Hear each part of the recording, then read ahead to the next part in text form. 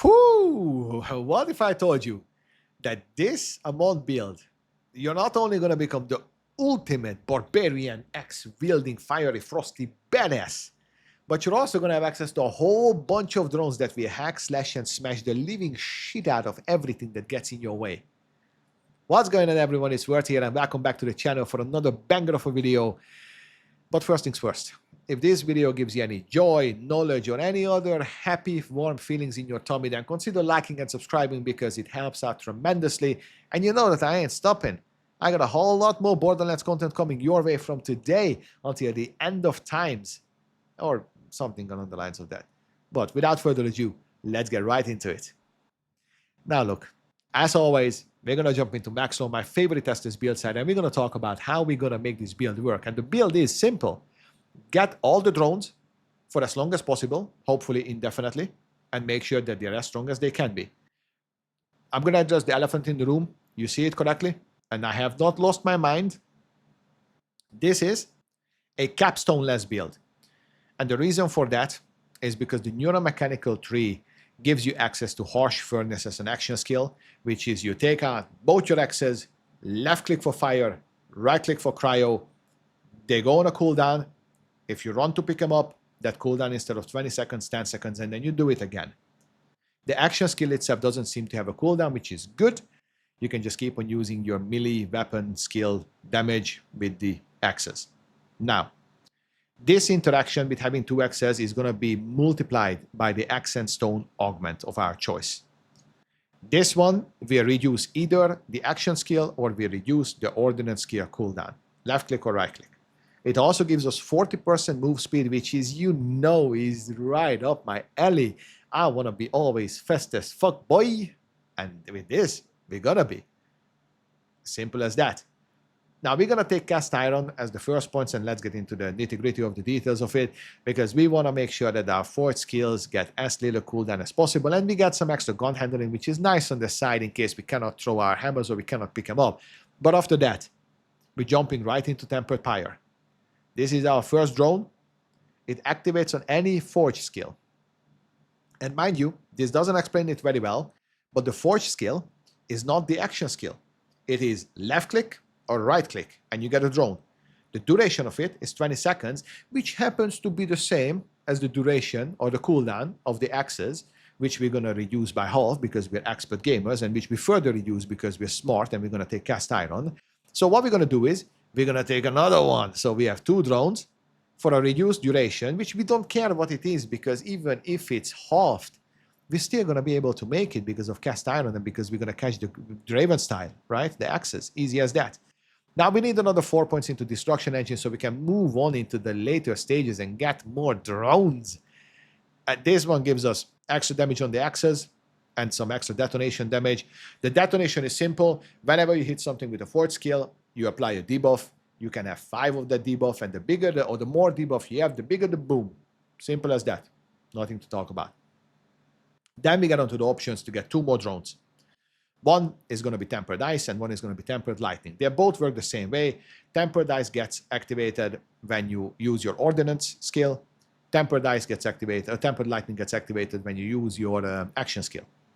So you can see why we cannot do pinnacle or capstone for this one, because we need to make sure that axe and stone is available to detonate our flame axe and to detonate our cryo axe, because that will reduce our action skill or it will reduce our ordnance, allowing us to always sustain and always have our tempered ice and lightning drones available. If we were to use snowball or if we were to use storm surge, we would modify our actual forge skill so that it will no longer have this interaction and the axe and stone would be useless.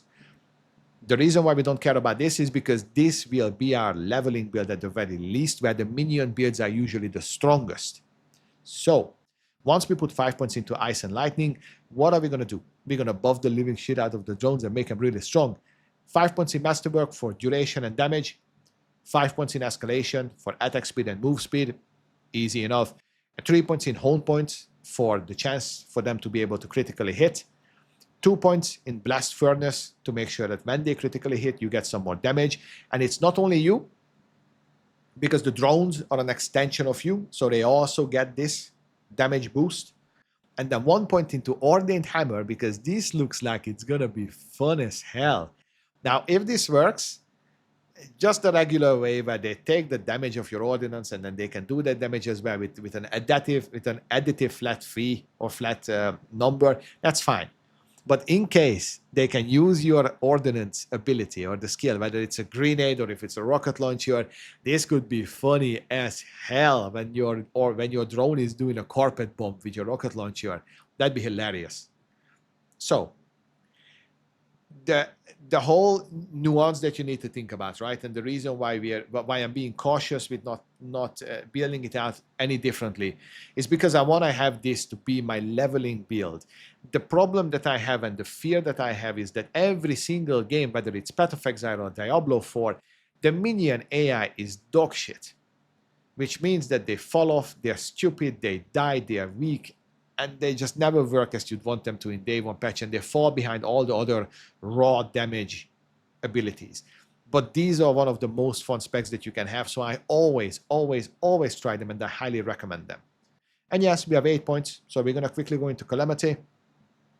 We're gonna go 3 points into Impetus, because it gives us some extra shield generation, and some extra what? Let me hear you say, movement skill. No, wait, movement speed. Movement speed, because we want to run fast as fuck, boy. Hopefully we will. This is a kill skill. It should always trigger. It should always trigger when your drone kills something. So this could be a lot of fun to upkeep, and you can just dart around the map and then get from point A to point B where you need to be.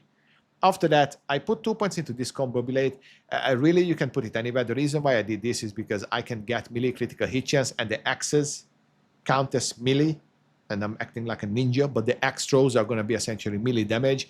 So let's have them crit.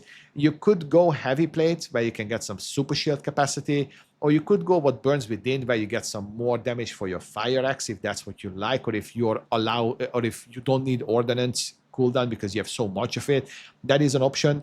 But what we really want is gut punch. 5 points in for 8 points in Calamity. This is insane. Every single time you do a melee or ordnance damage, which is, remember, your axes are melee, even though if I'm dancing like Donald Trump, your axe throws are counting as melee. So you will always debuff the hardest hitting enemies for 40%.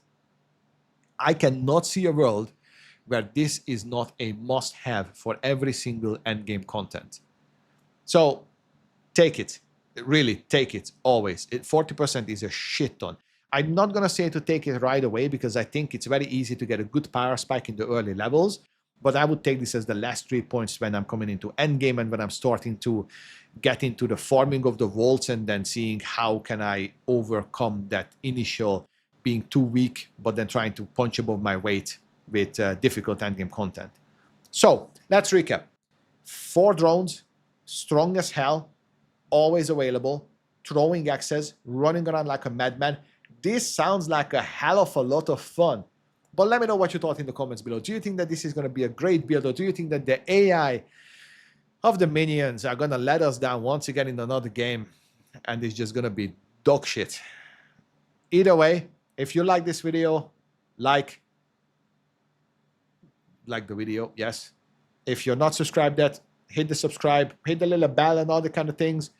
And then I'll see you in the next one. Peace.